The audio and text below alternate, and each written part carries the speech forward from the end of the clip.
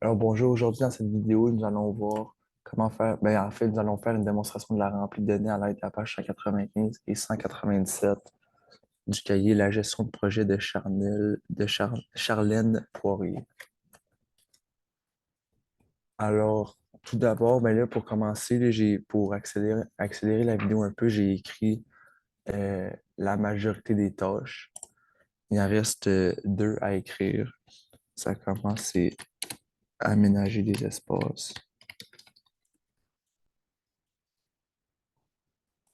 qui est d'une durée de une semaine. Une semaine, on écrit 5 jours parce que on travaille pas samedi, dimanche.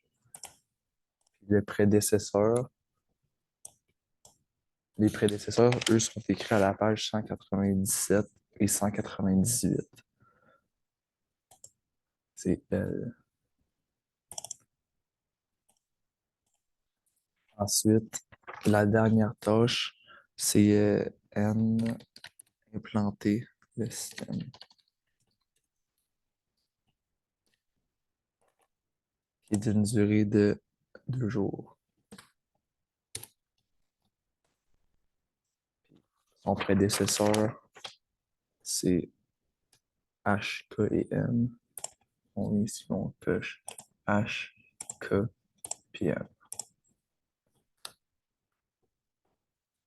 Une fois que ça c'est fait, maintenant, fait que là, dans le fond, là, si on tasse à droite un peu, là, on va voir un peu genre notre échéancier là, avec les dates de début puis de fin de projet.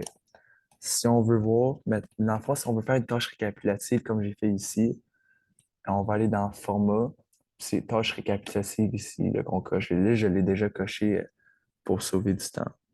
Ensuite, si on veut voir les tâches critiques, c'est juste ici. Fait qu'on coche ça. Là, on peut voir, ça met du rouge.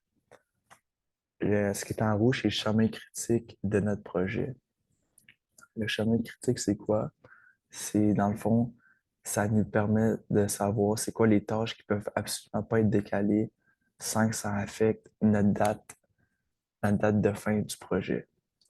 Fait qu'on peut voir que si, mettons, on prend cette première tâche-là, si on la décale de, mettons, 3 jours, ben, c'est sûr que notre projet va se terminer 3 jours plus tard que prévu. Puis là, comme on peut voir en ce moment, là, ça va pas tant bien voir parce qu'il faut que je me promène avec la souris comme ça. Si on veut voir tout dans la même photo, on va dans Affichage, puis on clique sur Projet entier. Puis on peut voir, là, c'est tout sur la même photo, là. Alors, merci de nous avoir écoutés.